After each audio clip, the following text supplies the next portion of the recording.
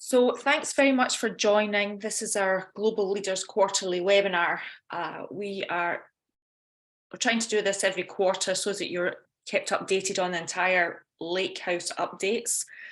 We have our Global Leaders events, on 19th of January. Please, it would be great to see you there. This will be the first one in 3 years, I think, 2-3 years since COVID. So we're expecting around maybe about 40 customers to come and share their stories, and Oracle will give us updates from the database side, from the AI, Lakehouse, Analytics, Golden Gate, and we'll have a couple of partners as well, so please come along. Again, the Global Leaders Programme has been going for over 10 years. We have these events, we also have these webinars. We're offering ADB and Lakehouse checkups, where we can look at your environment and offer you recommendations on how to best go forwards and how to plan. And we have our database feedback sessions where you can give us feedback, not our agenda, your agenda. We'll have the third one of them in March, and that will be virtual, so we'll give you information on that. So we invited maybe about 30 customers to this today. Hopefully we can replay this, but we're trying to just keep you updated with updates on anything that's Lakehouse related. The last direct from developments were on Lakehouse architecture. We had a couple of customers talk, and then we had generic architectures for data management in August. So really in this one, we're trying to show how data management is becoming more and more self-service and what we're putting in the tools to enable that. If you want to access those replays, you can look at the Global Leaders page on o.com. So today we have Patrick Wheeler, so which most of you know probably. He'll give you an update on the database actions and the new Transforms tool that's come out. Jamil is going to talk about a salon business use case, I think he has. And then Peter was here in the last event, and we decided to give a Golden Gate update on this one. Jamil again will give an overview of a retailer, and then we have an analytics update. So we are scheduled for 2 hours.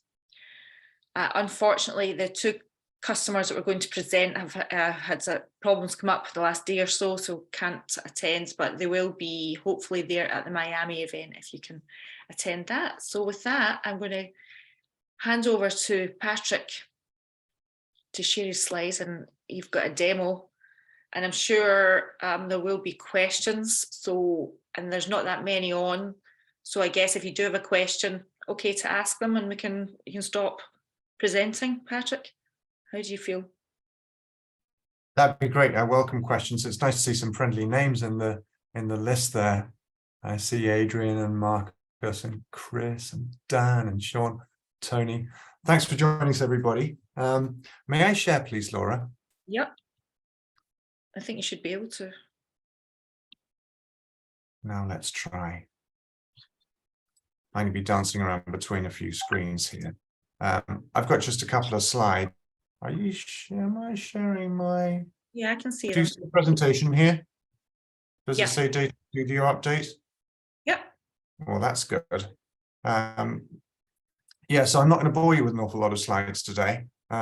This is what I'm going to show you. But first of all, Patrick, so Data Studio, is that the new name for something? Oh, it is. Thank you for asking. Yes, it's both the name of a tool, but I think it's the term we've settled on now to name the collection of tools that are built into Autonomous Database to help self-service analytics, which is the title of this seminar. I'm sure that's why you invited me. So what I was going to do today was just run through. I'll show you this Data Studio. And then we'll run through a soup to nuts demo starting from data load, going through the use of a new tool called Transforms. Now, I announced this at Cloud World rather, in Las Vegas just a couple of months ago. And I'm very pleased to say we released this in November. So just last month. It's brand new. Maybe you've seen it already. There's also a data analysis tool. I also announced an Excel add-in, which has actually been available for several weeks, but I think it's worth showing in this flow as well. So that's what we're going to do here. So I'm going to stop sharing this thing, and I'm going to start sharing my demo. So if I switch to this, I hope you now see this is the OCI console. And the first thing you'll note is I've got a number of autonomous databases here.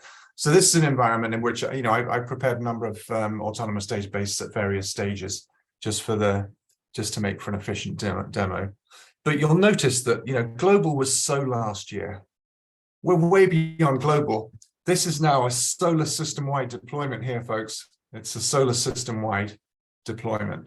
And it's pretty cool. So let's start with a nice big planet here. We'll start with Saturn. So I come to the OCI console for Saturn, and I press Database Actions. I hope you're familiar with that button.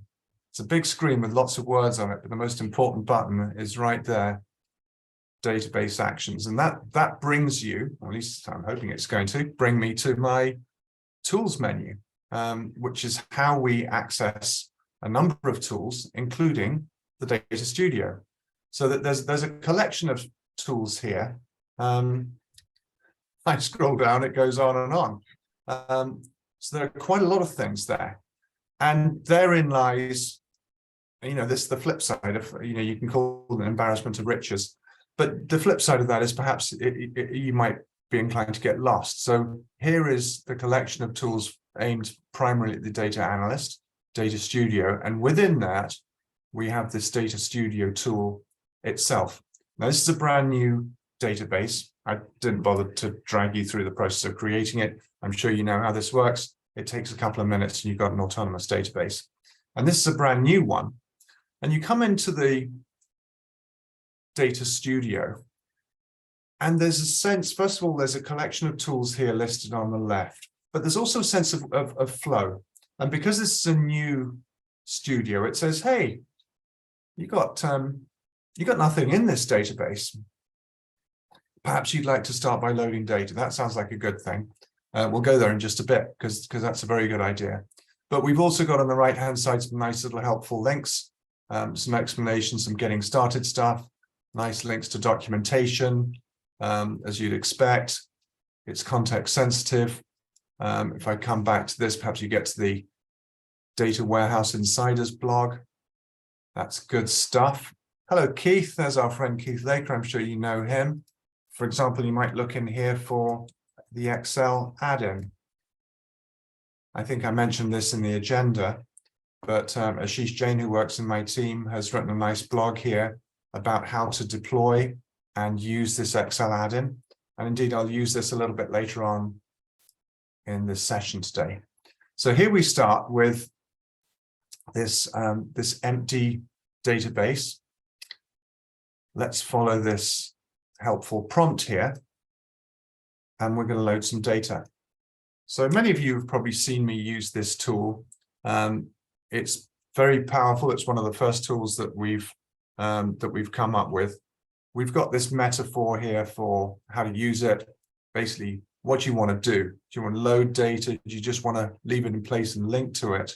Or do you want to have an incremental feed? And then where is that data? Is it a local file? Is it in a database somewhere? Is it in a cloud store? I expect this is familiar to many of you. And in this example, I'm just going to load some data from a cloud store. Now, given that this is a tool that we've had for some time, the enhancements we've made have been somewhat incremental. And one of them is that we've made it even easier to load from a brand new cloud storage location. You can just paste the URL here to this bar at the top. It looks in that cloud storage location, and in this case, it's found a number of files. And anyone that's seen my demos before, I hope you're not yawning terribly. We're looking for consistency here with our movie stream example. There's nothing really new here. I'm just sort of getting us going. So I've got 5 files that I want to load into my database from cloud storage. So I just double click them all. We get a card for each of these files, and I'm running these loads in parallel. You'll notice that this is one of the new additions that we can now select the consumer group. I'm using the high consumer group, and I think I've got 4 OCPUs with auto scale in this autonomous database. This load takes about 30 seconds, so we should be ready to go in just a minute. Okay, so there it is. So now if we come back to the overview, now it sees that we have a number of objects in our database. Remember last time it said, oh, it's empty. Would you like to load it? Well, here are our recent objects. And this is indeed a preview or reuse, I should say, of a component that is part of our data catalog. So I'll click over to catalog and we'll see the same several cards here for these various recent objects. And so you'll see here's the filter for my objects. We have these things, and it's actually a pretty broad scope here. We haven't applied any filters. We've got some nice pre-built searches here to narrow things down. For example, just the tables owned by admin. And these are the 6 tables that I've just created. There were the 5 that I loaded. And here's the instrumentation table that you're probably familiar with. This is the one that comes whenever you use DBMS Cloud. And on each of these little cards, we can look into details. For example, let's have a look at this devices table. It's a very, very simple table. I'll be using this as a dimension table in the star that I'll build later on, but it's worth just having a preview of the data. You can see its lineage. This came from, no surprise, the data load that I ran just now. So this is the lineage of this little table. The one we're really interested in, here's the fact table. It's called Movie Sales 2020. Here's a preview again of its data. And when we look into the stats of this table, what's the source of these stats? What we're using here, we're reusing the optimizer stats. They're really good for optimizing queries.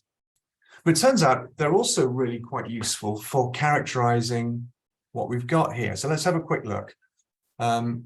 We've got about 500,000 rows, 541,000 rows, it says right here.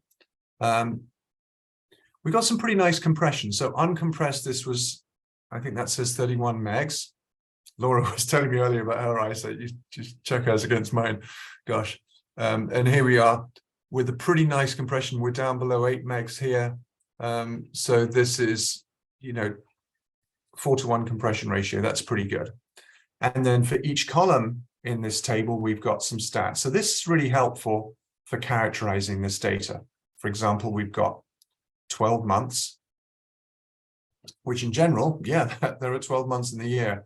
In fact, I want to do an analysis in a bit, which is just based on 3 months. So bear in mind that we've got more data than we want. So I'm going to want to filter out some of those months. We've got, if we look into some of the measures here, we've got 2 measures. One is purchases. This is basically a count for every time a movie in a particular genre was purchased. This is just a count. So you see various numbers here. Most movies have just been bought once, but other numbers as well.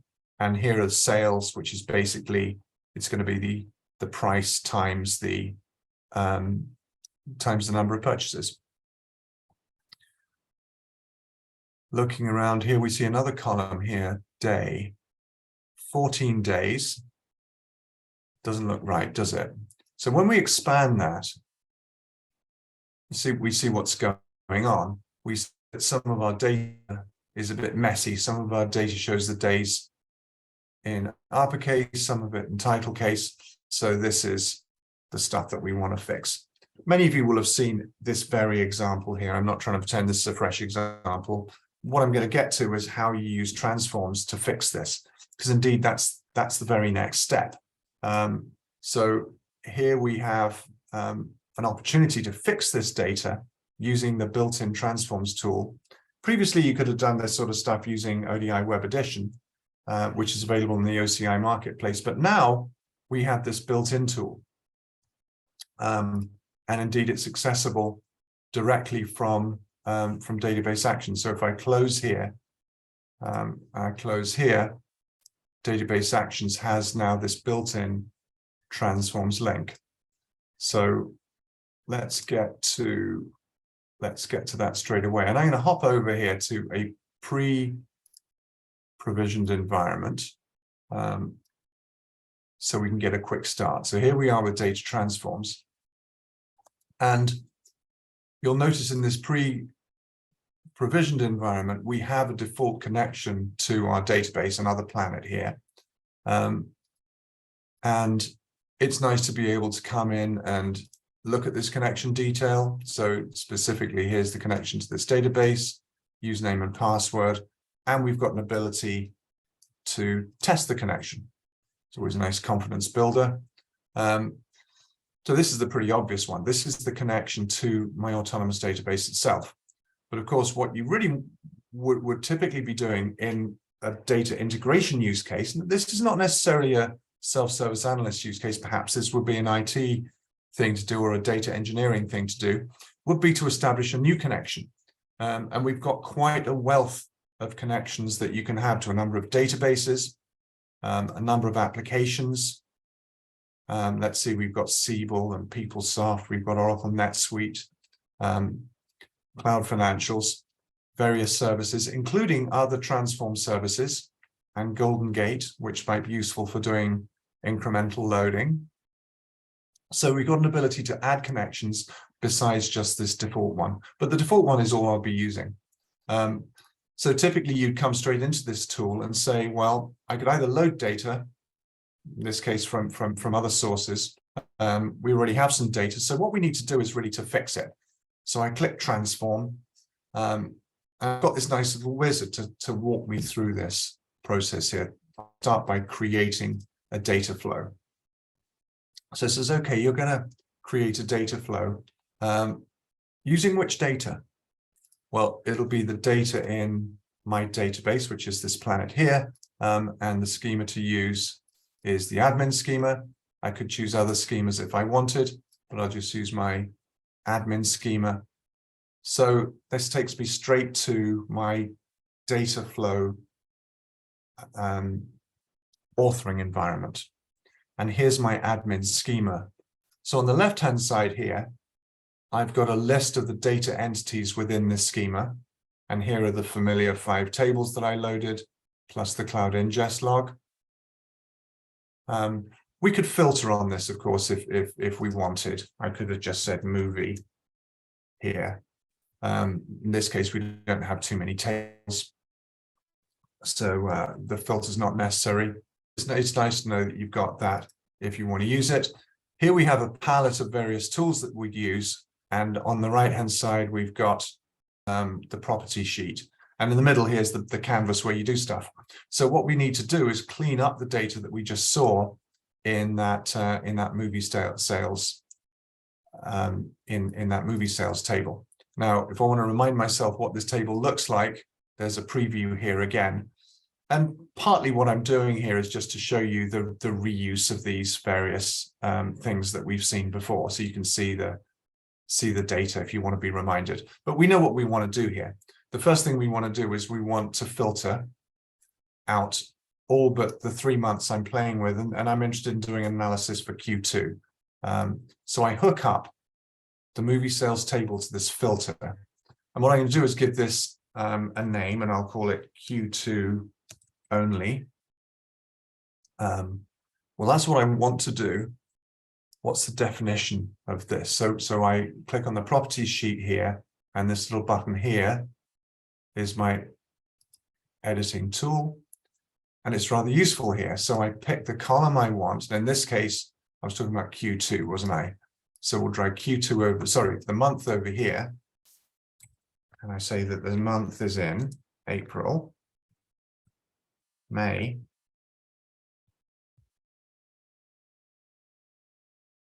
if I got that right. Yeah, so the months in April, May, and June, that'll be Q2.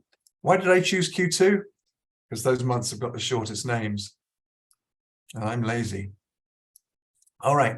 And the next thing I wanted to do was to fix up the days, which were a bit messed up, weren't they? So here we might have some data prep, some machine learning. Let's look at these various capabilities here. I think I'm going to play with data cleanse. That should be the trick. So what I'm going to do is I'm going to cleanse the data that came out of that. And what I want to do is get rid of leading and trailing white space, but importantly, convert all of these days. Remember, some of them were uppercase, some of them were title case. I want to convert them all to be title case. So that's a nice cleanse there. And let's give this filter a name. We'll say fixed day name. Okay, that sounds good. So we've filtered it, we've cleaned it up a little bit. Let's put this output into a new table, and we'll call this movie sales 2020 Q2.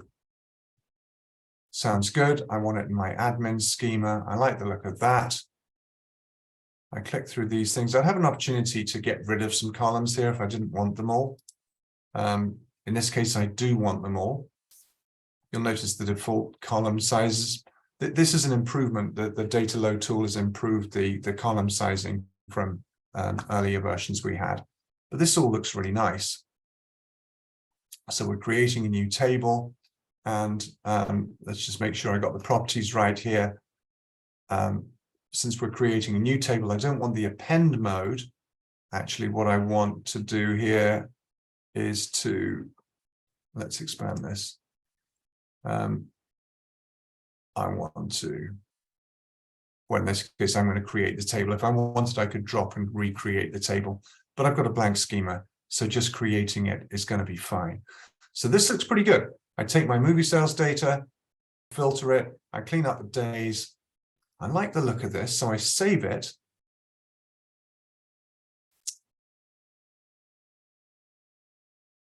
And now I can execute it. So I press this little play button. You'll see we use this green play button in a number of our tools. You saw the similar button for data load. So here we are using the green play button to run this data flow. So if I got this right, it's kicking off a job for me, which will cleanse my data. And I get this little confirmation bar saying here, yes, here's the job that was created.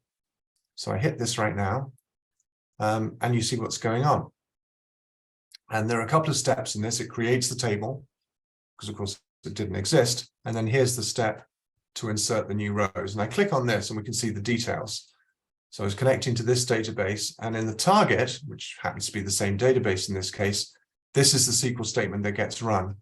Insert into the table I've just built.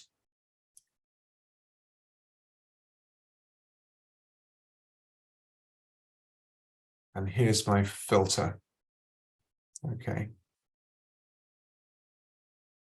Doesn't seem to have done my data cleanse properly, does it? I think I messed up there.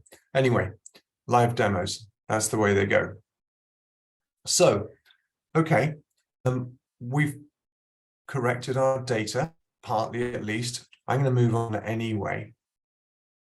So now when we come back to, let's come back and have a look at our tools. I want to get back to this database, and that is Neptune, isn't it? Let's start database actions here.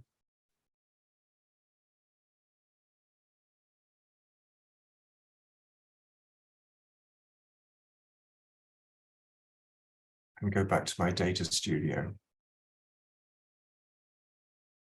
So now we see here's the table we've just fixed up. Now I'm going to go and do some analysis on this table. So the title of the seminar was Self-Service Analytics. Let's do a little bit of analytics. There's a nice little helpful guide here which walks you through this tool, but you got me, so I'll do it for you. It's pretty self-explanatory. Create an analytic view. I want to look at my data from an analytic perspective.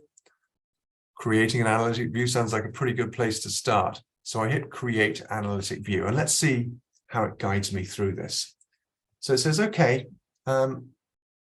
which fact table do you want to do this analysis on? And this was a pretty good candidate. This was the original table we started with. But actually what I want to do is to use the one that we've just fixed up. Movie sales 2020 Q2. Okay, we'll use that. And then what we're going to do is we're going to build a star around it. So I press that generate hierarchies and measures button. And here you see what's going on. It's scanning this schema to see are there any potential dimension tables to which we can join, analyze them, build some hierarchies, and create some measures. So remember we had, I think they were called sales and purchases. So it's looking now in the schema, and it looks like he's found all of these things. Now, if we click this, data sources, we'll see what it's come up with. So it's come up with a little star schema, which looks quite nice. Here was the days table, etc., months, countries, and devices. Devices, if you remember, we looked at before, it was just device and form factor. There's a little geography hierarchy here. This is quite nice. So this was the star schema that's derived from just the data I loaded. I didn't build any constraints, anything like that. The tool determined what the dimensions would look like. Pretty nice. And here we can come in and refine this nice template we started with. So for example, there's this hierarchy here we've just been looking at of country within continent, which is very nice. It found that hierarchy from the data. Not sure I like the name of this dimension here as country, so let's just call that geo for geography. Here were the two measures we had. I thought it might be interesting to add a calculated measure. Let's add one called average selling price. So if you remember that we had sales and purchases, if I can create this little free form calculation here very simply to say sales divided by purchases is going to give me the average selling price. So if I got that right, what will happen now is we'll go away and build an analytic view, which is a structure that lives in the database, which represents this multi-dimensional model over the top of some stuff. And here we see a bit of quality control, which is quite nice. Now, in my prep, I didn't see a red bar around here, but what it's seeing here is that we do have an error count because we've got some mismatches. For some reason, I didn't get that that title case thing wrong in the right in the transforms here. That's what's been reported here. But I think we're going to be fine anyway. I hope so. So let's go ahead and do some analysis. And when we come to this analysis tool, let me widen this so we see the full width. We get a sort of pre-built way of pivoting on the table that we've got. We can view this data either in tabular form, in a pivot table, or indeed graphically. But let's start looking at some of the stuff that we've been messing with. So for example, I added this measure average selling price. So if I put that into the values here, we see these, well, it's not very pretty. Let me just clean that up. I say that's a currency. That's a bit better. So we're seeing different selling prices. Well, this dimension isn't very helpful. Let's get rid of that dimension and bring in something like genre, which I think might be quite interesting, actually. In fact, what if we used the geography hierarchy and did this analysis this way? So here I've got a little pivot table, very simply, showing for various different genres of movie, what are the various selling prices in various different parts of the world. Quite useful. Perhaps my analysis would filter, would be just interested in perhaps Asia and Europe. And so very quickly, you see how you can build these analyses, refine them. We're showing that, well, news, perhaps that's a loss leader. So we give away the news for free, but we charge a lot of money for action movies. this is the sort of data you'd expect. And incidentally, some of this is real data here. So, you know, perhaps we just do it this way, have a look at a graphical distribution of these things. It's very nice. We see a full graphical list here. We can filter a little bit by stretching, by compressing or stretching this window out in the bottom. Here we are looking at the data in a bar chart, which can be either oriented horizontally, vertically or horizontally. We can even show it as a line chart or an area chart. So you've got lots of capability here. Very useful, nice little tool. We don't pretend that this is a replacement for a tool like Tableau or Power BI or Oracle Analytics. We very much hope you use that tool. But what it is a very useful way of building, first of all, quite kind of an insightful analysis, just rough and ready, but also checking to see if my data prep was right. We've noticed that in this case, I made a mistake. I might not like the definition of the analytic view that I've got. So in this very tool, I have the opportunity to go back and fix it all up and rebuild the data analysis if I wanted. So for example, I could decide to edit my analytic view. I'm not going to do it in this case. What I can do instead is to pop over to another tool. So I think I've still got a few more minutes. I very much hope, Laura. I'm sure if I've run over and I'm outstaying my welcome, Laura's going to boo me off the stage. If you just indulge me for a bit, I wanted to show the Excel add-in because I promised to show you that guy. Let me switch over to this one here. I hope you see my... Do you guys see Excel now? Am I sharing Excel down here, Laura? Yes. Yeah. Okay, great. So here's an Excel spreadsheet. What I'm going to do, let's zoom in a little bit here. I hope you can see this. I'm going to activate the Autonomous Database add-in for one of these databases I've pre-prepared. And one of them is called Mars, so another planet here. So this one's got the same analytic view definition that I've just been looking at. First thing I need to do is to log in. Remember, the idea here is that this could be an independent access to the tool. So this isn't built in. Of course not, it's a desktop tool. So what's my password again? Let's get that right. No password, no demo. I got it right. Okay, so now I'm connected to my database. I'm going to try and zoom in a little bit here. You'll see that I've got a couple of tools here. One of them allows me to run just native SQL. So, for example, I could write a very simple query here.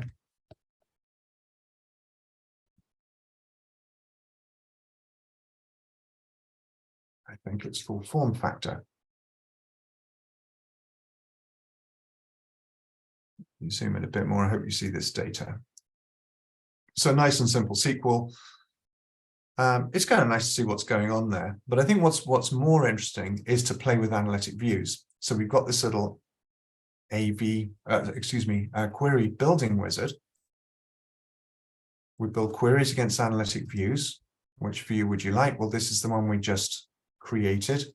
Movie Sales 2020 Q2 AV. You'll remember is the name that we used. And now I'd like to build a query, please. All right. Well, which measures would you like to look at? And look here.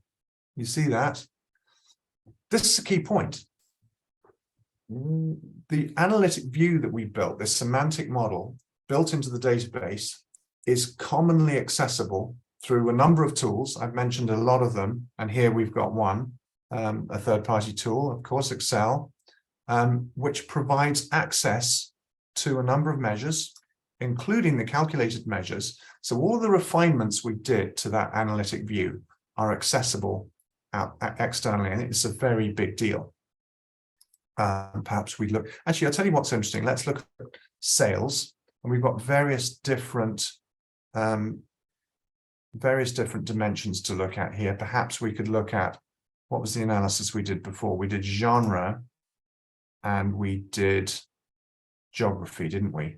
So if I pick the genre hierarchy and the geography hierarchy, and you can actually, here we can pick the level. So let's do it by consonant and genre, and we say next.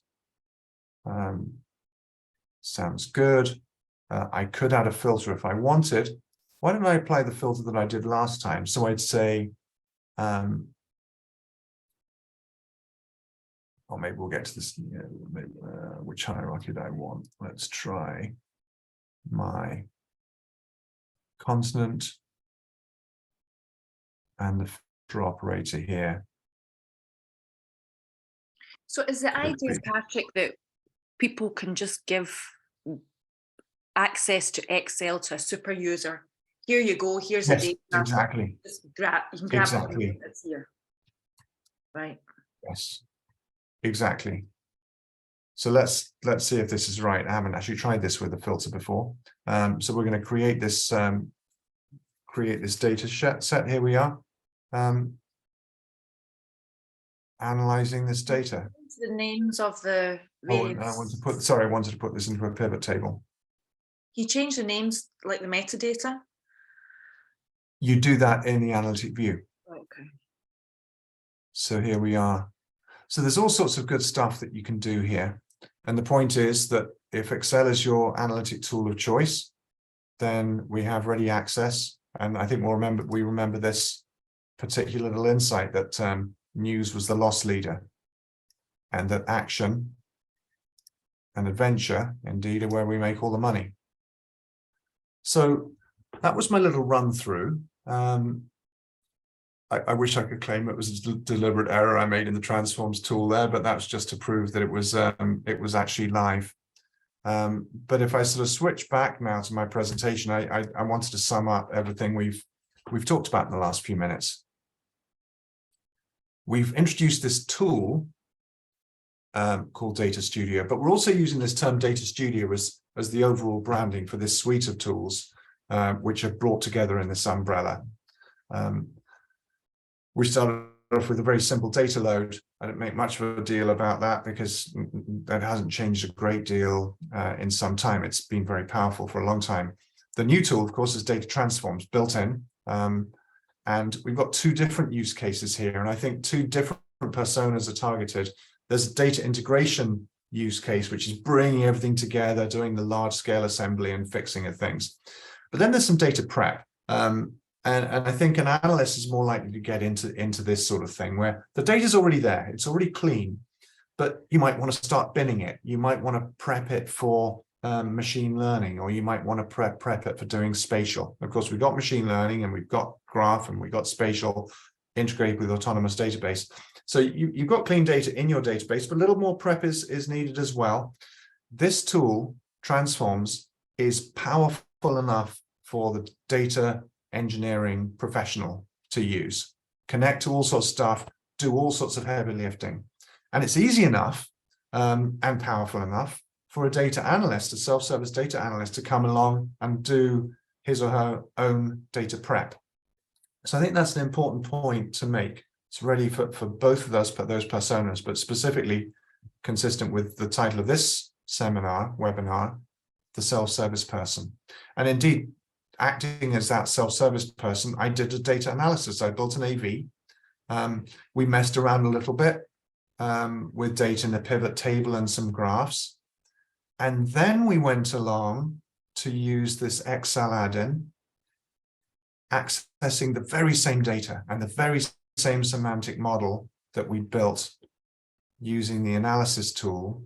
And we were able to query that data, not just the base data, but also the analytic view, including that calculated measure.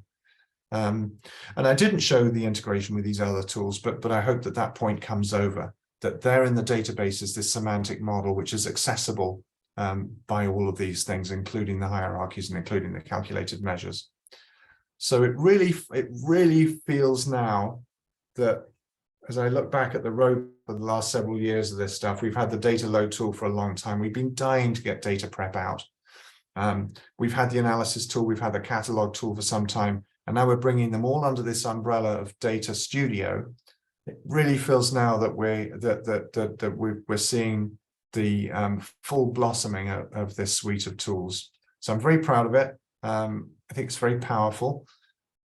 I apologize if you see me go through a similar demo all the time, but even if you see me go through a similar demo all the time, I hope you appreciate how much it's evolved, even just since CloudWorld. Just 2 months ago, we've got some nice improvements in there. So thanks for bearing with me. Laura, I better get out of here now and leave the stage for the next speaker. But thank you for the opportunity. I mean, the journey is tremendous. Yeah, it's really come a long way over the past few months, like you say. So yeah, it's good to have an update every so often. Thanks for the opportunity. Okay, so now, Jamil, you have a customer case to share. I don't think anyone from Salembiz is on, or would have preyed on them. Oops. You are seeing the wrong display. Are you able to see my screen? Mm-hmm.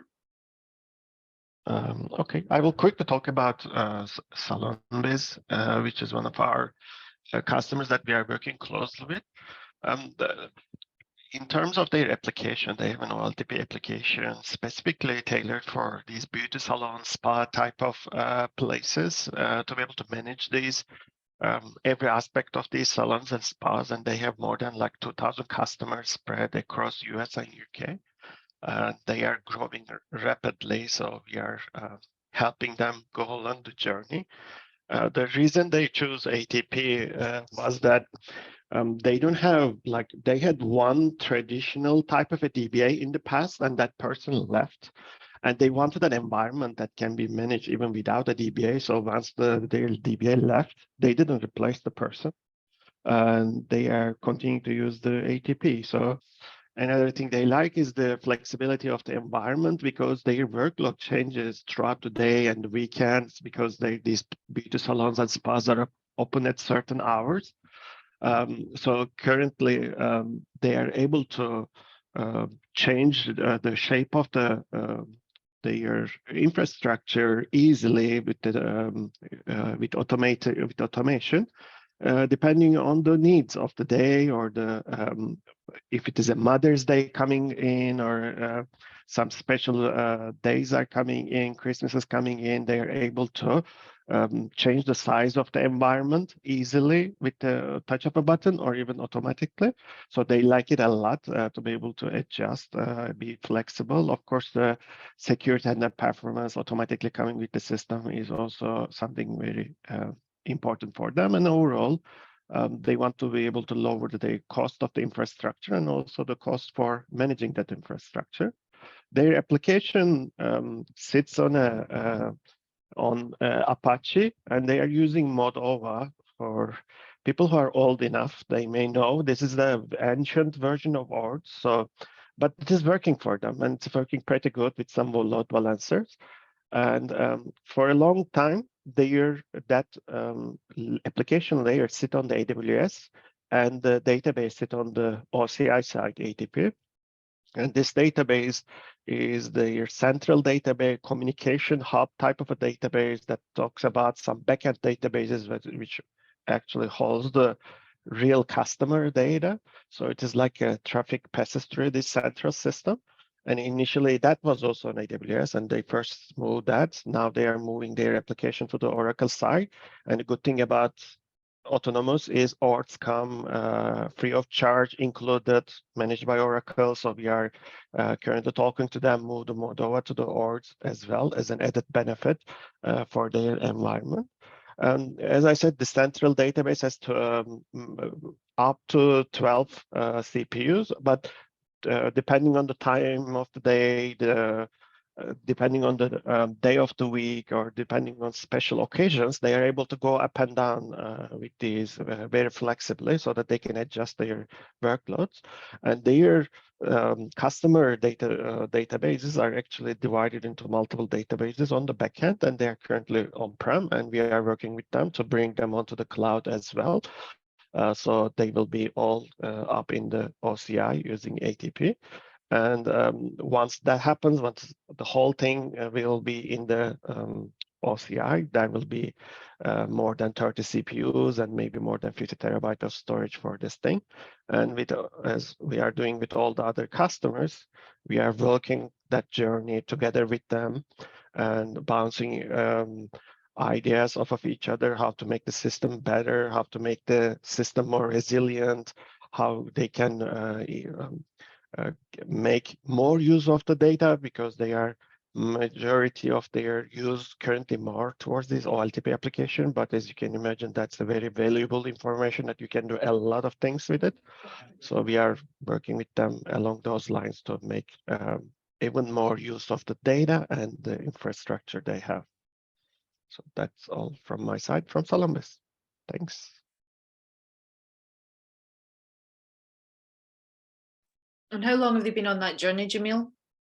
It's been, I think, close to 2 years now from the beginning of the discussion to going production, and now moving more stuff towards the OCI side. So it's been, I think, 1.5 to 2 years, and we are still in the journey with them, and we will continue be working together hand in hand with them so that they can go through the journey without surprises or problems. Yeah.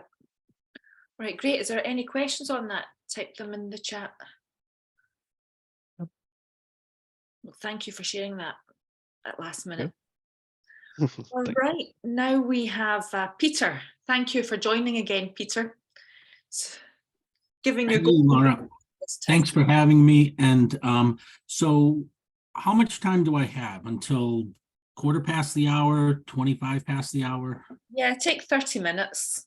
Yeah, then Oh. Jamil's going to present again for 5:10, and then we have the analytics update. Great. Thank you very much for that. And with that, I'll fire up my presentation here. Here's an update on Golden Gate, a lot going on, and a focus here, if you will, on that self-service analytics, the theme of today's presentation, or sessions, if you will. I imagine most all of you in the audience are familiar with Golden Gate in terms of its ability to do data replication or change data capture.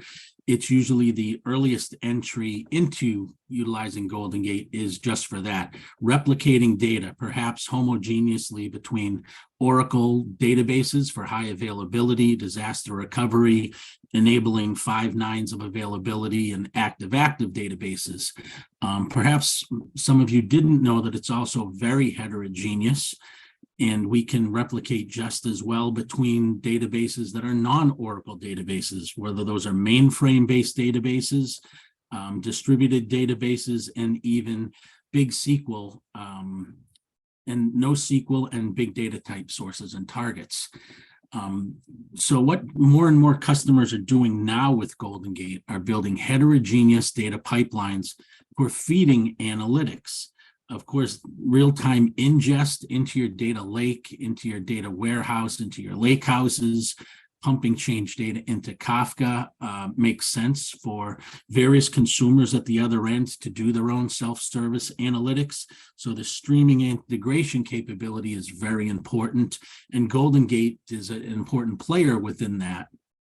Within our offering, we can provide beyond just data replication, CTL, we call it continuous transform and load for data integration, differentiating CTL from ETL by means of CTL being continuous, it's event driven.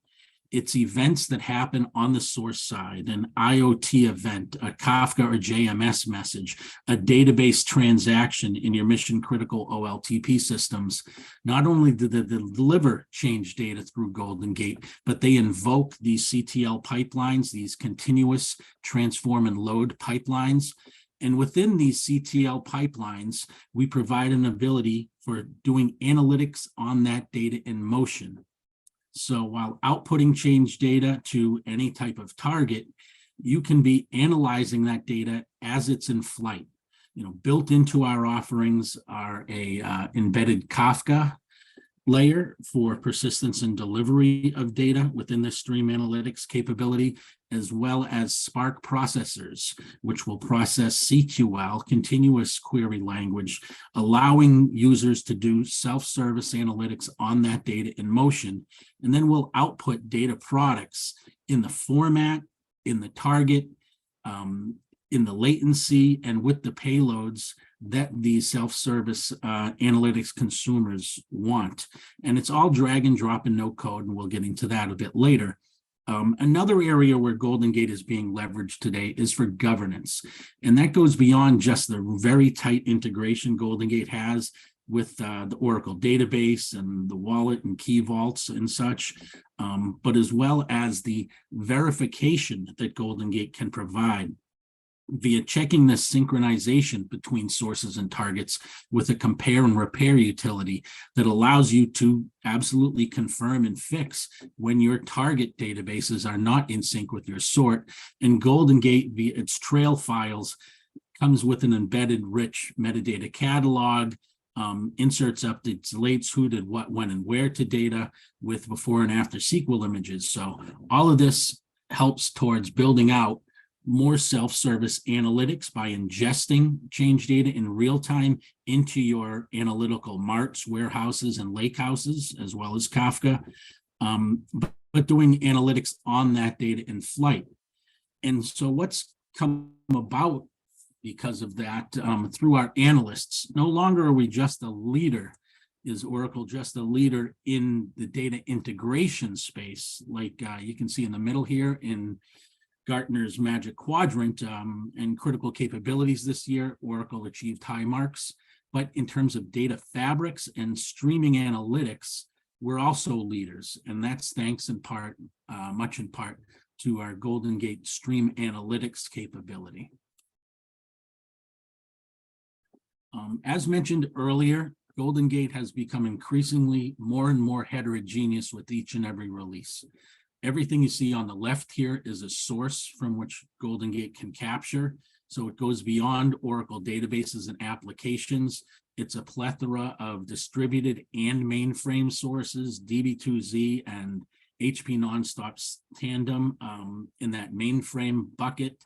But MySQL, PostgreSQL, Informix, Sybase, NoSQL stores we can capture from, like MongoDB and Cassandra, including DataStax.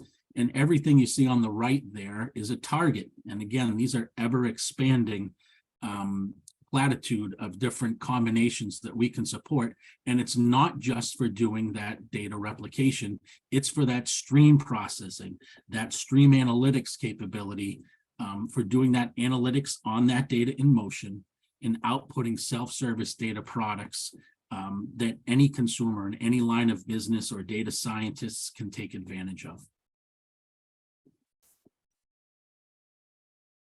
Also speaking to the heterogeneity and the multi-cloud use of Golden Gate, we had learned during our recent Golden Gate Customer Summit that the majority of our customers are not only using Golden Gate on premises and or within OCI, but also in third-party clouds. And we have full documentation done by these hyperscalers, as well as certification for all these environments. And because Golden Gate is a distributed architecture, 100% REST API enabled, every component, it really helps out in that CI/CD dev data ops construct. And by distributing data and shipping trail files globally, you can achieve a data mesh. So it's not just a hub and spoke architecture that you can use Golden Gate with its microservices architecture, but also a distributed data mesh architecture where you're installing components as close as possible to the actual sources and targets of your data replication and streaming ingest models, achieving better performance. And again, you can install all these components on third-party clouds, as well as on-premise, as well as within OCI. And the common use cases you're likely aware of, as mentioned before, is that business continuity, keeping your databases up and running within an active perspective, because Golden Gate and how it adds a logical data replication layer on top of the physical data replication that DataGuard or Active DataGuard provides, Golden Gate can keep old and new systems up and running, can keep the backup system as an active system. So the Golden Gate backups, because we're doing asynchronous logical data replication to these targets, these can be full use read-write backups. They're not read-only backups. So that allows you to get kind of double bang from your buck, doing analytics, doing updates even on those backups. And Golden Gate, because it works bi-directionally, will keep these systems in sync. CTL pipelines we mentioned, and those can be ground to cloud or cloud back to on-premises. But this is leading towards enabling more timely insights, allowing you to make better, faster, smarter business decisions and actions in real time via that stream analytics capability, doing analytics on that data in motion, as well as ingesting data in real time into data lakes, warehouses, and marts. So different type of projects, whether it's app modernization, event sourcing, continuous ingest, streaming data pipelines, these are all enabled via Golden Gate, allowing you to get better outcomes from your investments, moving away from those monolithic siloed applications, tying everything together via data synchronization, and allowing you to migrate and consolidate systems and retire systems as you see fit. But again, while that data is moving, while that data is being synchronized back and forth bi-directionally, you have that ability to do streaming analytics on that data in motion. And through a mesh concept, you can apply those new architectures, that data product thinking, outputting data products for various consumers that will enable any of these type of projects: stream analytics, data availability, app modernization, event sourcing, and so forth. So throughout these slides that you'll get hereafter, there's links embedded, so you get copies of all these docs for free. And there's a lot of topologies Golden Gate works, and within that stream analytics capability as well. It can be unidirectional, it can be bidirectional, fan outs, one-to-many, many-to-one type consolidations, cascading distribution of data.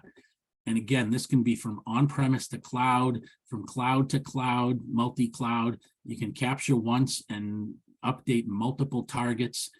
And there's really no shortage, only your imagination can limit the various uses, applications, and the topologies Golden Gate can address. And within our roadmap, where we invest both on-premise and in the cloud, year over year, release over release, always enhancing ease of use, better performance, better functionality, very current integration and support for each and every release of the Oracle database. We're lockstep with them in that regard. Each and every one of these releases for on-prem and the automatically patched and upgraded OCI Golden Gate, there's alignment with that Oracle database. All new database functionality, all new data types are automatically supported in day one. And speaking about that roadmap, we've made 6 announcements at Oracle Cloud World. First, the cloud type announcements within OCI Golden Gate. That's our fully managed, fully native cloud version, our SaaS version of Golden Gate. Today, that supports MySQL databases, Oracle databases as sources and targets, as well as Kafka sources and targets. And by Kafka, that could be the Apache Kafka, Confluent Kafka, Confluent Cloud, AWS Kinesis, Google PubSub, OCI streaming. So any kind of permutation of Kafka can be a source or target for OCI Golden Gate. And we also support OCI streaming, OCI Object Store, as well as a target. but we're adding 30 new heterogeneous sources and targets to OCI Golden Gate over the next few months.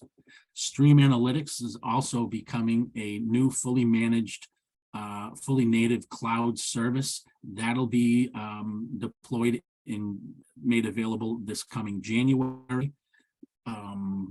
Those MongoDB migrations have to do with the zero downtime, zero data loss migrations that we support via Golden Gate in a certified fashion. We've added MongoDB as sources and targets for those migrations. And then for on-premises, we're lockstep with the Oracle database within 23C in a beta launch. So both the database and Golden Gate have announced that their betas. They're taking candidates now. A lot of the features that you can use and try with the Oracle Golden Gate 23C beta have to do with taking advantage of those new Oracle database features and capabilities like JSON and so forth. We have a new Golden Gate for big data a la carte pricing option. So instead of getting an all-you-can-eat model where you pay X for unlimited ability to target any size, number, or type of big data target, you can just choose one and buy it for cheap. And then there's a new Golden Gate free offering. So this comes with a free license. It can be used in development, in training. It could even be used in production if you'd like, but there are limitations to this Golden Gate free. One is that it only works for Oracle databases as sources and targets today, though we will be expanding on that.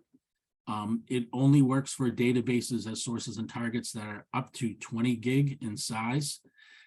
It does not come with tech support, but there is no filing SRs for this, but there is a community forum for asking questions in and around Golden Gate free. And the last limitation is you can't use Golden Gate free with fully licensed versions and copies of Golden Gate. So for example, you can't use Golden Gate free to capture from an Oracle database to feed Golden Gate for big data or Stream Analytics. You can only use Golden Gate free as the source and the target. So those are some of the announcements that we've made. What's new from our microservices architecture, as we're always improving our ease of use, is this new UI, web-based UI for all the capabilities of building your pipelines, creating replication flows, as well as Stream Analytics. And then that microservices architecture that I mentioned before, each and every component is enabled with REST APIs. And you can deploy Golden Gate as a hub, as many customers have been doing in your initial foray into Golden Gate. That might be an easy install because easier install and configuration if you have a single source and target.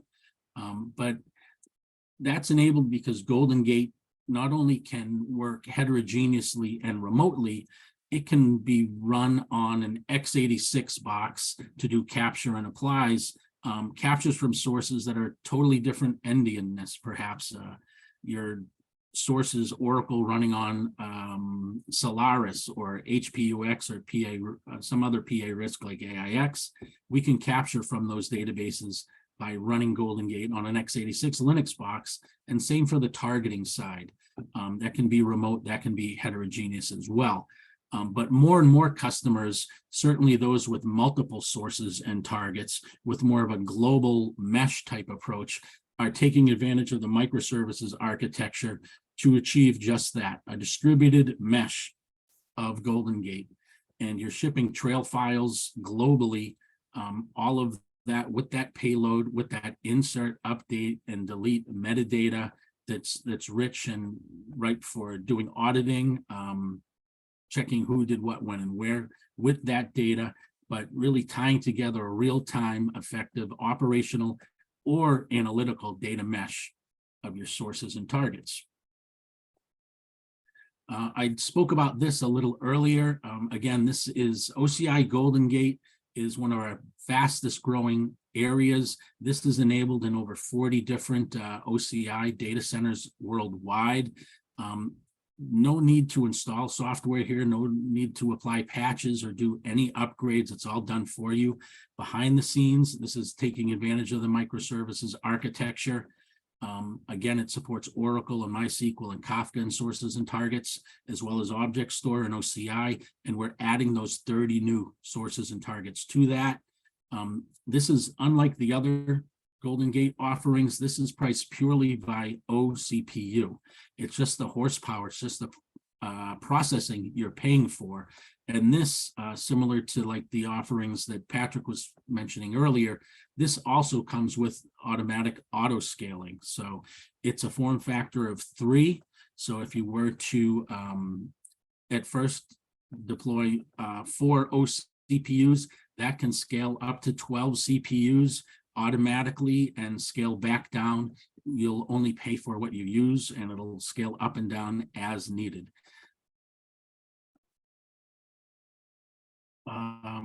You folks are well about using Golden Gate for Oracle databases.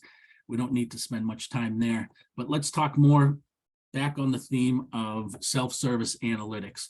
Golden Gate for big data has been around for a couple of years and releases. Each and every release it's been approved upon, and now all of these components also support our microservices architecture, 100% REST API enabled. So here you might be already using Golden Gate to replicate between your Oracle databases as sources and targets for HA. You could use those same captures and feed big data targets. Targets like Kafka, targets like Snowflake or Redshift or S3 or Synapse or BigQuery, and obviously OCI-based ADW, OCI Object Store and the like. So for real-time feeds into those analytical destinations. So when you're doing your analytics, you're doing that on current data, live data. You're not waiting for batch windows and ETL or ELT type processes. Because let's face it, fewer and fewer customers are allowing, whether it's ETL tools or BI tools, to access their mission critical OLTP systems during downtimes, during business hours. And the downtimes are shrinking. The batch windows are shrinking as the volumes of data are growing.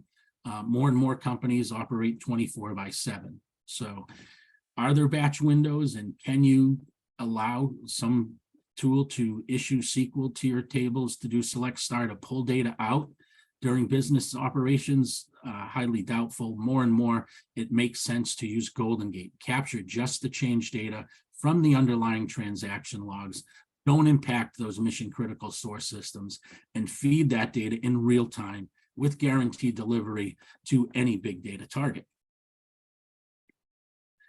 Here's a picture of what comes with Golden Gate for big data. It and in of itself can capture from event-based JMS, Kafka, as well as NoSQL sources like Cassandra and MongoDB and so forth. But the primary usage is when people are buying this to feed the targets that you see in that middle column: AWS, Hadoop, Elasticsearch, name it, SAP HANA and the like. And what comes within Golden Gate for big data is this streaming analytics capability, the ability for you to do these CTL pipelines. Again, continuous transform and load. So it's these ingest events that feed the change data into stream analytics and invoke these stream analytics flows. Embedded within this is that Kafka persistence layer and distribution layer. Embedded within this is that Spark engine for doing your continuous query language processing to learn more about that data as it's in flight and to feed that data to any type destination. And these CTL pipelines, within those you can do more rich set of transformations than in just Golden Gate standalone data replication. Within Golden Gate standalone replication, you can do your row-level SQL transformations, converting data types, EBCDIC to ASCII, number to an integer, and so forth.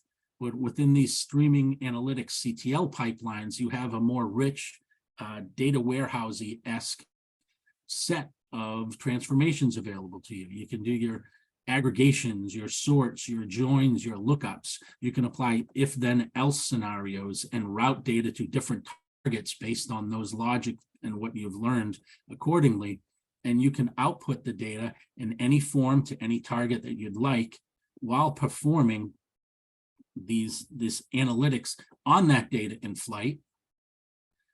And what you can achieve through that, through no code drag and drop development, are these data products. You can apply machine learning, AI and ML on these flows. Built into it are geospatial and time series based analytics and thresholds and alerting. Build these no code data pipelines to output data products with scoring based on it. One example of this is a customer who for years had been using Golden Gate for Oracle databases for high availability, disaster recovery. Then they started to use Golden Gate for non-Oracle databases like SQL Server. Then they were feeding Kafka with it through Golden Gate for big data. Once they figured out how to use Golden Gate, the streaming analytics capability to feed output data to Kafka, they built a new system where each and every time one of their customers buys a phone, it could be from a kiosk in a mall, their major stores, or online, as that data is en route to their customer data warehouse in their HQ, while that data is in motion within Golden Gate, these folks are doing these analytics, running these lookups and so forth, and they're learning which phone the customers just bought, and they're emailing them offers with coupons to accessories for that specific phone before that customer name even lands in the warehouse, all through the streaming analytics capability here. So again, better, smarter business decisions and actions in real time. And as I had mentioned before, Golden Gate, it works just as well, just with the same functionality, same performance, same ease of use for non-Oracle databases. So MySQL, PostgreSQL, all the flavors of DB2 from mainframe to iSeries to Linux, Unix, Windows, all the variants of MySQL as well. And we can output data to everything you see there as well. So same microservices architecture, same capabilities like parallel replicats. So you're feeding all these targets in real time. So it broadens the use of Golden Gate. You're allowed to capture change data and feed it into these analytical systems from a wider range and really enable better, smarter decision-making and actions in real time. And our various customers, we have a lot of public use cases based on customers taking advantage of that stream analytics capability, like SailGP and others. To dive into a few, Rakuten has been using Golden Gate for a number of years for HADR. Now they're feeding change data into their Kafka clusters to enable better retail during peaks. Unilever is another company here.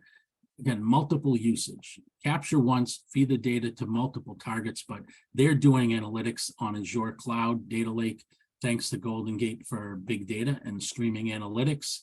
And Chalhoub, the MCT group, they're using just pure Golden Gate, OCI Golden Gate, so Golden Gate in the cloud, capturing from e-business type applications, retail messaging systems and so forth, doing transformations on the data and feeding it downstream for analytics on that data while in motion and within their cloud-based Google BigQuery destinations.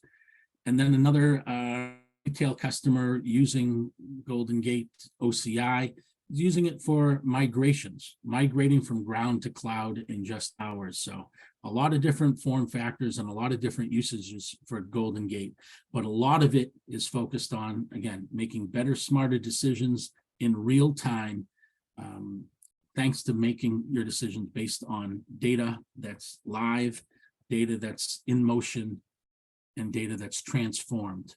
SailGP it's really an amazing use case based on Golden Gate for big data and stream analytics, where each and every one of the boats in these sail races has hundreds of sensors detecting direction, their speed, wind speed, current flows, weights and distributions, and so forth. The data from all those telemetry sensors feeds through Golden Gate for big data and stream analytics.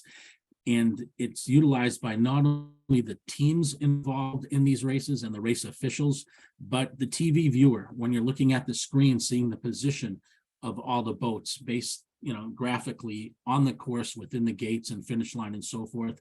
That's all flowing through Golden Gate for big data and stream analytics. More customer cases here, but for the sake of time, I'll do a time check with Laura and leave you with the next steps here. So you'll get these slides, various links involved, including over 10 hours of video on using Golden Gate for data mesh and YouTube, hands-on guide labs, technical papers, and ebooks as well. So if there's any questions, I'd be happy to answer those or hand back over to Laura. Wow, lots of great customer examples there using Golden Gate and streaming. That's exciting. Thank you for that update. Is there any questions? There isn't anything in the Q&A.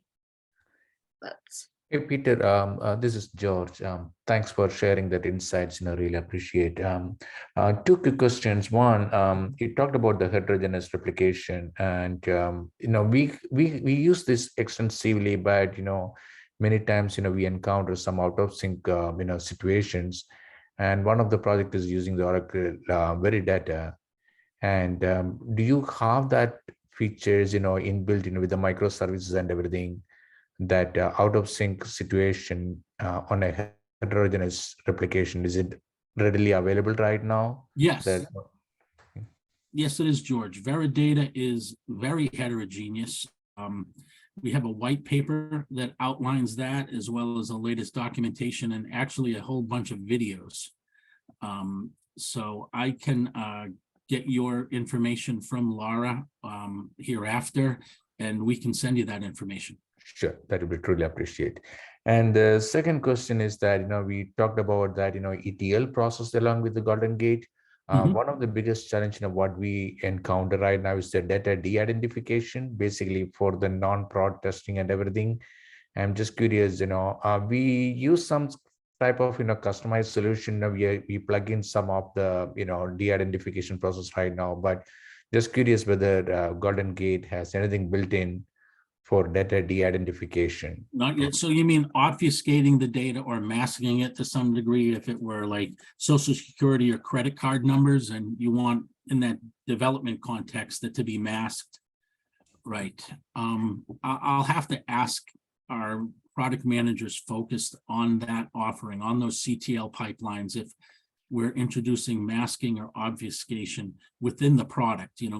Oracle itself offers technology from that, and I understand you're using your own customized solutions. Because it's end-to-end REST API enabled, you can inject within these CTL flows different processing, different routines and Java classes and such within those pipelines. But I will get back to our Alex Topoulos. He's our product manager who owns the stream analytics and those CTL pipelines. I'll ask him about that and how customers are working through that today, and including that in the email I sent to you, George. Okay, sounds good. Okay, thank you, Peter. are there any more questions? Because I see a few hands up. You can unmute yourself and ask the question if you have a question to ask. No. Chris, no? Great, thank you. And with that, Jamil, do you want to share about SIAM Macro? Yes.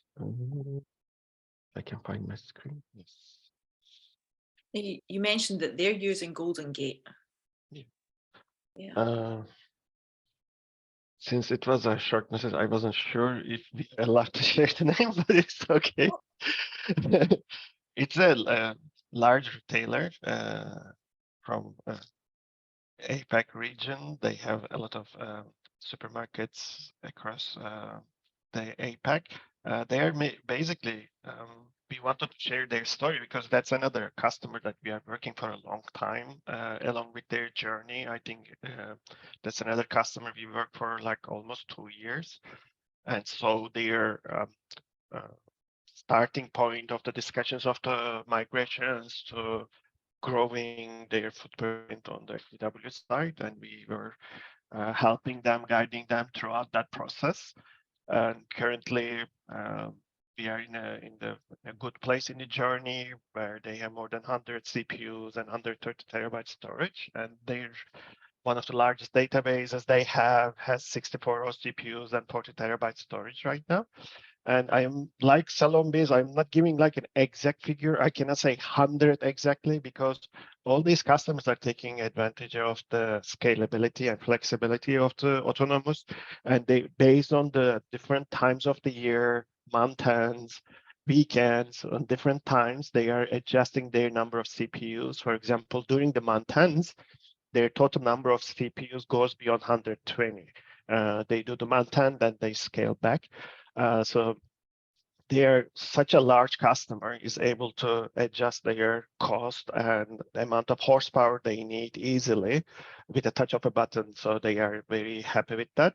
So as you can imagine that it reduces their overall cost that they have to spend because they don't have to park the resources they need just for a couple of days in the month ends. They just use them during the month end for a couple of days, and they get rid of that. So that's a huge cost saving for that. If you think about it, 20 CPUs you are able to not use using this flexibility. And also, of course, performance and security is always important for these customers as well. And they started with their main core retail analytics for their core businesses, but they are expanding the usage for different workloads, for different LOBs in their system. And part of their footprint was on AWS, and they started migrating off of AWS towards OCI as well, especially with the success of these initial projects. Their group CIO likes ADW and OCI a lot. He is the executive sponsor for all the projects going on, and they are trying to move off of AWS as much as possible. He also directed his own teams and also the partners they are working with to be certified on OCI and try to move towards everything towards the OCI side, not just for the database, for application side as well. And as we were talking, they are using Golden Gate to load data from their on-prem operational systems to the ADW, and they're using ODI for the ETL purposes for this big system as well. And as I said, along the way, we work with them in terms of the migration, expansion, adding new workflows, and different aspects of it, and this hybrid nature of the system.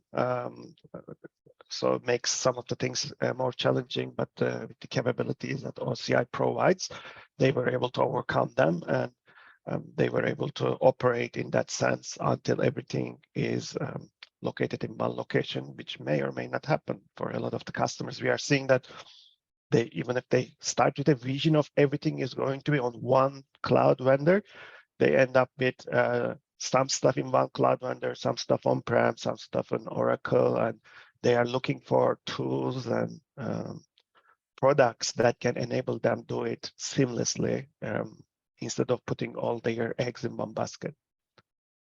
And that's the update from me. Thanks. All right, great. So are they using OAC? Is that one of their?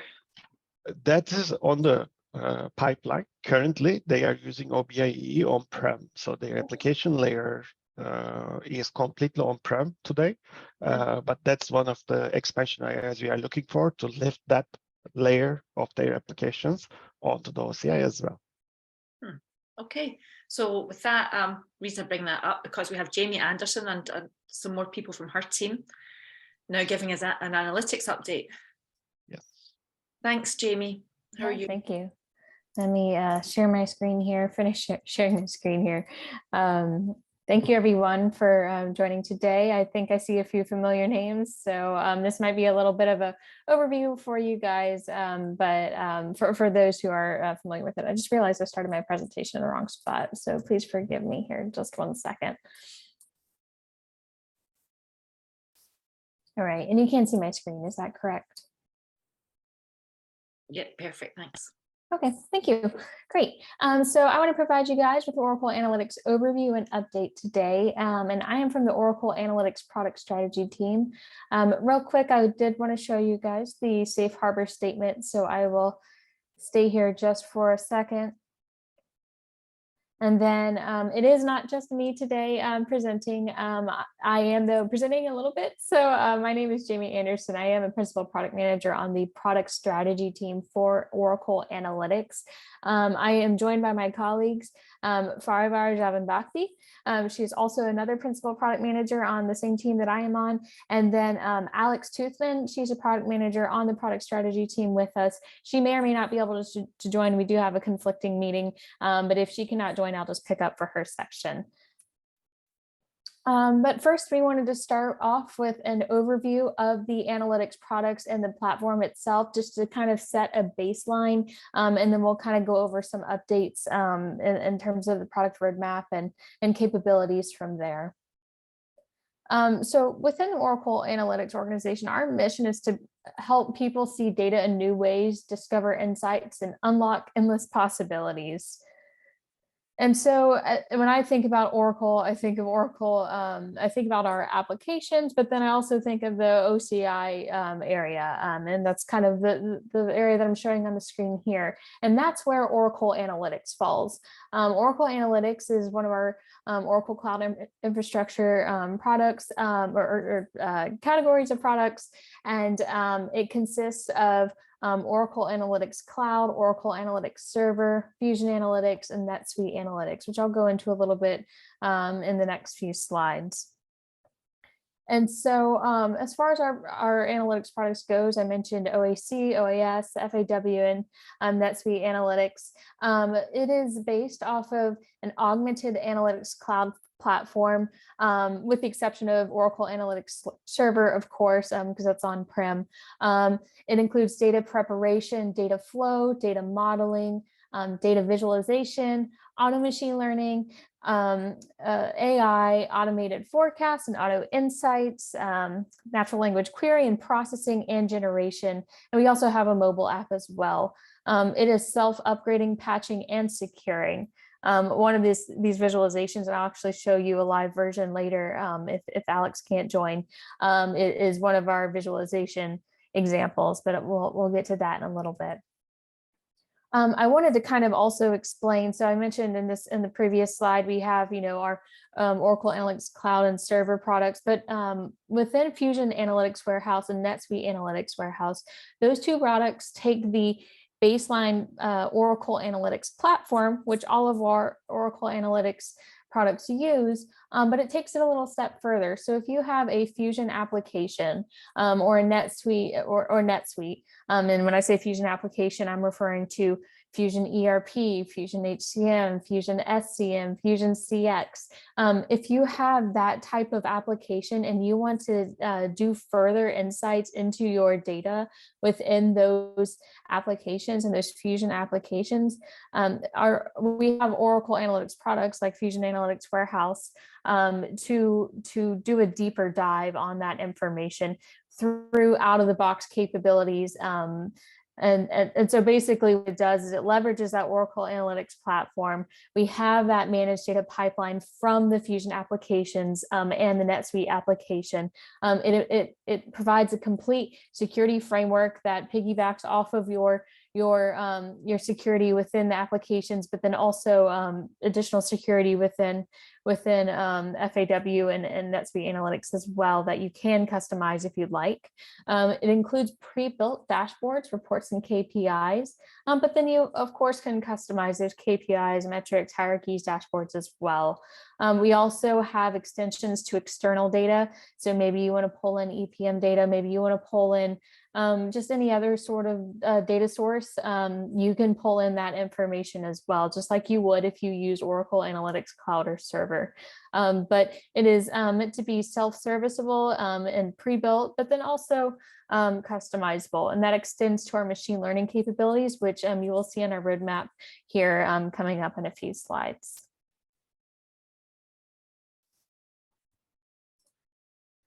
And so from here, I will pass it to Fari. Fari, I'll still control the presentation if that's okay with you, just to avoid switching. But Fari, I'll let you go ahead. Hello, everyone. Can you guys hear me? Yes, I can. Okay, great. So sorry, I think I had a connection issue for a second.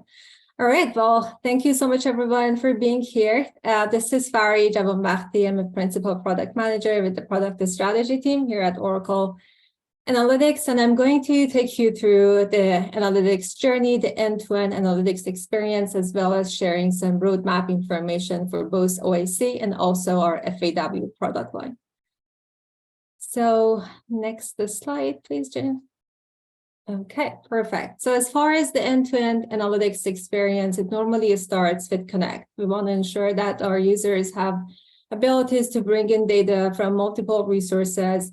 And right now, OAC has over 100 connectors available. With the addition of the recent API connection, the users are able to bring in data from, let's say, government data resources or even financial data resources using this API connection. And also, we're building on the available connections more.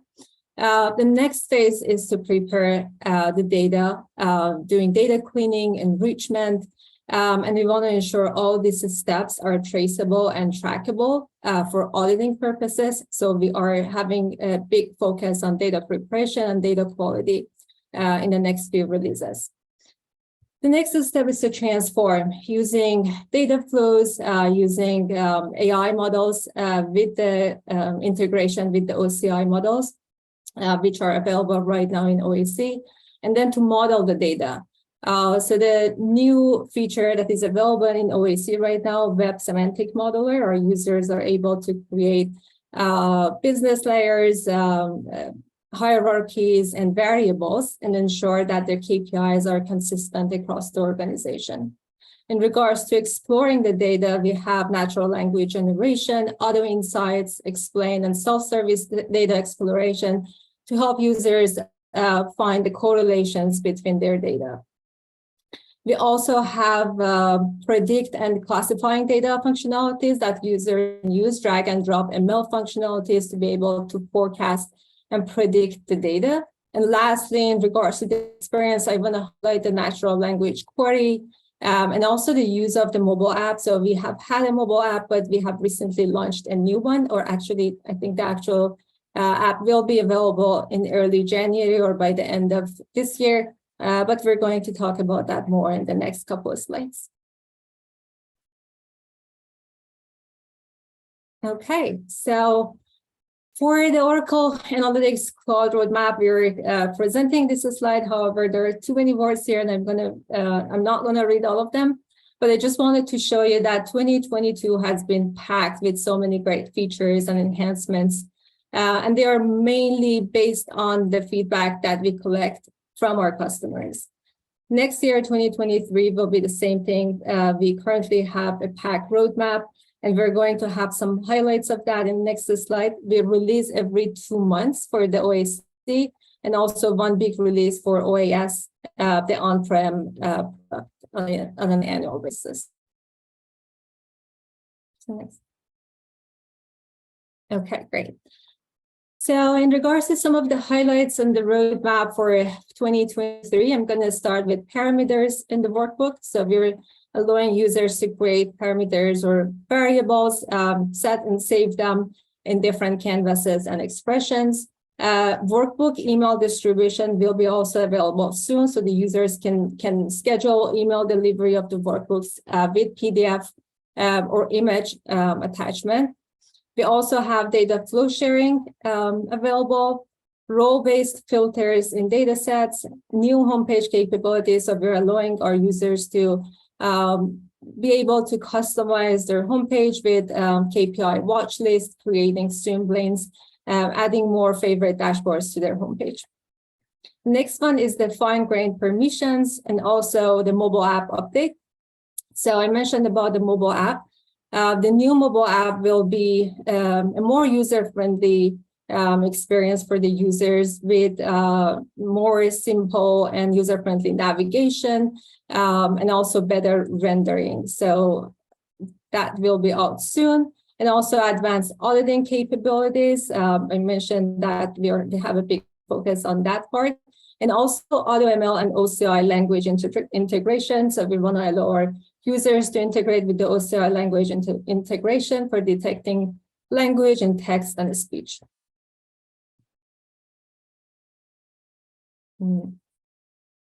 Perfect. So here is some of the highlights for Fusion Analytics product suite roadmap. I'm going to start with ERP, which is the most mature FAW product. For some of the functionalities on the roadmap, we're looking at configurable account analysis, which is highly demanded by our customers, accounting hub, EPM connector, and projects analytics, which includes project invoicing and project performance. For the HCM, we have good coverage on core functionalities. We are also adding learning analytics, and we're expanding our talent analytics by supporting the talent profile. We will have payroll costing and compensation analytics. In general, for the HCM analytics, we're shifting our focus from HR analytics to more people analytics to ensure that we're meeting the needs for people leaders. Next one is the SCM analytics, which the product was launched around this time last year. As far as the enhancements, we're looking at cost accounting analytics, work orders, inventory aging, and supply chain planning. For CX, which is the newest part of the FAW product suite, which was launched in July this year, we're looking at account-based marketing, subscription management, codes, and pricing optimization. And lastly, we have some features that are cross-pillar. So I think Jamie mentioned about the focus on machine learning use cases. So we're expanding our focus on that. We will have survey analytics for FAW HCM and collection risk prediction for ERP analytics coming up soon. We are also having a big focus on managed data pipelines. So we want to allow our users to not only bring data from the Fusion applications, but also from different resources. So we are going to expand on the managed data pipeline capabilities. Next item is the OAC app consolidation. So that helps our current OAC customers that want to move to FAW to be able to integrate their current OAC dashboards with the FAW. So if they're going to have custom KPIs or use out-of-the-box content through the FAW offerings, we want to allow them to bring in the dashboards and KPIs that they have currently created in OAC. And lastly, native Fusion application integration. So there's really more to come on that, but that's allowing our analytics solutions to be embedded in the Fusion applications. So hope you find it helpful, and I'll pass it over to Jamie. Thanks, Bari. From here, we'll do a few demos of some visualization capabilities that you can do within Oracle Analytics, but of course it's not limited to that. And again, just to reiterate, the Oracle Analytics platform, we have a similar platform across all of our offerings, whether it be Oracle Analytics Cloud Server or our FAW and NetSuite analytics products. So what you see here today, that all of these features are going to be or are available within these visualization capabilities within all of the products that we've mentioned today. I don't think Alex was able to join, so I'll take over for her on this part. So I am not Alex Toothman, but I will go from here. So what I do want you to know is you can actually check these out if you want on your own as well. If you go to this URL at the top, and then if you click Access Oracle Analytics Now, you'll be able to be taken to a demo instance that I'm about to pull up shortly. So give me 1 second while I've just closed it. Yep, there we go. All right. So I just wanted to show off a few analytics capabilities that we do have within the product. So this would be just kind of as a FYI, these dashboards that I'm showing, these workbooks as the terminology that we like to use that I'm showing, these are from a dashboard consumer perspective and not a dashboard builder perspective just in this demo today. But of course, you can go in when you do have the product and create these dashboards yourself. But I just wanted to highlight some of the capabilities that we do have. I'll probably just work my way across these tabs. So here we have a cargo analytics. We are utilizing, we call these tiles to highlight maybe specific amounts. And I do see, I think maybe my screen is not big enough, but I do think there might be cut off some of the features on what this is. I think actually this is the total cargo on the ship and maybe the number of containers, if I remember correctly. But here we actually utilize a map. And you can view an image as a map onto your canvas or in your dashboard, and actually get more information about a specific container, maybe how much is in that container, how many different products are in that container. Again, I'm not entirely too sure which this is trying to show. It's routes and just various information using some conditional formatting here based off of some preset or some set measures within whoever built the report, and also a real map, of course, as well, down at the bottom. If I wanted to see the full picture again, I can just click back out of my cargo ship and maybe click on another piece of cargo to view more details behind that and kind of its destination, etc. So from there, I will go forward. Here's a cool example that we have based off of our off of the daily performance and S&P 500 companies.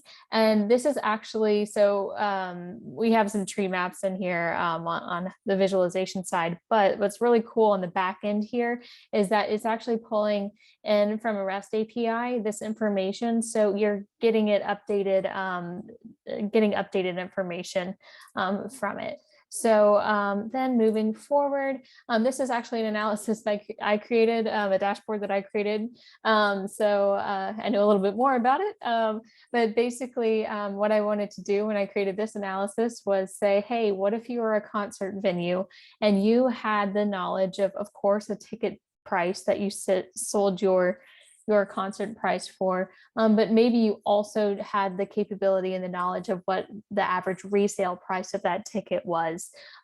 Could you maybe find some arbitrage opportunities or eliminate arbitrage opportunities so you can sell to the final ticket holder? And so I have an analysis where, similar to the cargo ship, I have basically a map that I built out of a stage or a seating map, where you can view by seat number the average ticket price that we sold it for, maybe the average price difference that that maybe it resold for, and maybe we want to increase our ticket prices for this particular seat by the ticket difference amount.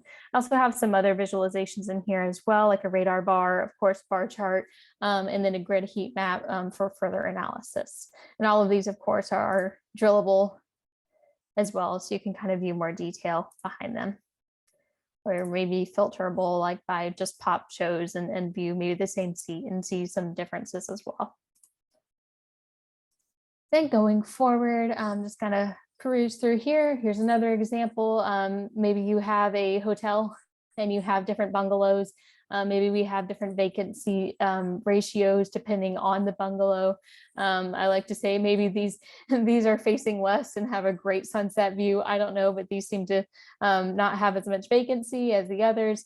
And so this type of analysis, or you can use this map to better understand from a true real world example to analyze your occupancy data. Then going forward, and they have two more here, just an MRI analysis, again, using that image as a map to view different organs within the body, some different measures within that correlate to these different organs. Again, you could see just some more, I don't want to say basic because they're very valuable, but more basic graphing functionalities as well, with trend lines included in them. Finally, here's another example of, let's say, the San Francisco airport and the flight traffic by gate, better understanding, different airlines that are at that gate, and how many flights they have, and being able to call it, okay, this particular flight or this particular airline has a lot more flights at this gate than maybe this one, right? So finally, with all that said and done, I do want to let you guys be aware that you can learn more about Oracle Analytics by going to Cloud Customer Connect and navigating to events, and then going to Oracle Cloud Infrastructure. And from there, you can see all the events that we have had and will have in the future. Currently, let's just let it load. We should have a lot more coming up in 2023. But if you view all events, you can see some past events as well. And we do have replays on there as well. Another area to explore, so we do have it under the OCI category, since like I said earlier, Oracle Analytics does fall in the under OCI. However, you can also navigate to this analytics category where we do have more detailed events as well. And again, in January, February, you'll be seeing more populate, but you can see all of our events and navigate that. And you can actually subscribe, I believe, somewhere on this page as well too. Once you're logged into Cloud Customer Connect, you can subscribe and attend and watch them later as well. But I think that's all I have. Thank you guys so much for your time today. And I hope this was useful. Thanks so much. Is there any questions there from anyone? Are there links in your presentation for those areas on the O.com site? I can provide them. Yes, So then when you send it, it's available. I know I definitely have the public access link, but I'll just add a slide for that. Okay, thank you. Yeah, I think that will be useful. So I just have one question. There was a lot of examples there of OAC use cases. What's the back end? How is the data being stored in most of them? I know that's really, that can be a huge question, but for most of them, what's the back end for them? Are they on the cloud? Are they on Oracle Cloud? Do you know? Yeah, so they are being stored on Oracle Cloud, and then so for the use cases themselves, that's in our little public instance. So yes, they're being stored in Oracle Cloud, and then in terms of, and I didn't show an example of this, but in terms of FAW products, that is using our autonomous data warehouse to take the data from your Fusion applications and store it in there, and then it can be fetched within the Oracle Analytics platform using ADW, our autonomous data warehouse. Okay. Thank you. All right. Thank you. Anything, any questions? There's no questions there. All right. And with that, that's a wrap. Thanks so much. We'll send out the PDFs and you can access the links, and till next time. Thanks to all the speakers. Thanks to Patrick, Peter, Jamie, Fariva, and Jamil. Thank you. Bye. Thank you. Thank Bye. you. Bye. Thank you.